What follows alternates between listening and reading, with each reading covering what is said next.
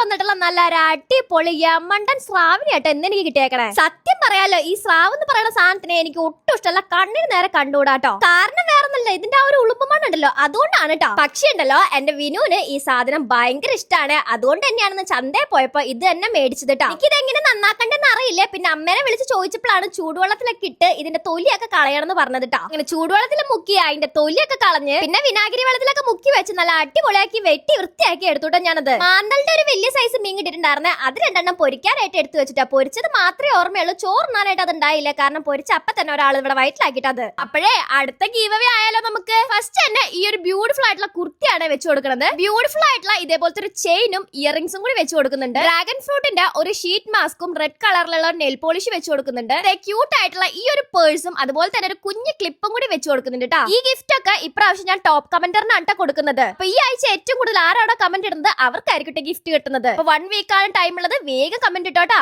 സ്രാവ് ഞാൻ തോരനാണ് വെച്ചത്, ഞാൻ കഴിച്ചില്ല കേട്ടോ. വിനുവിന് ഇഷ്ടപ്പെട്ട എന്തായാലും. അപ്പൊ അത്രയുള്ളൂ ഗൈസ്, ബൈ.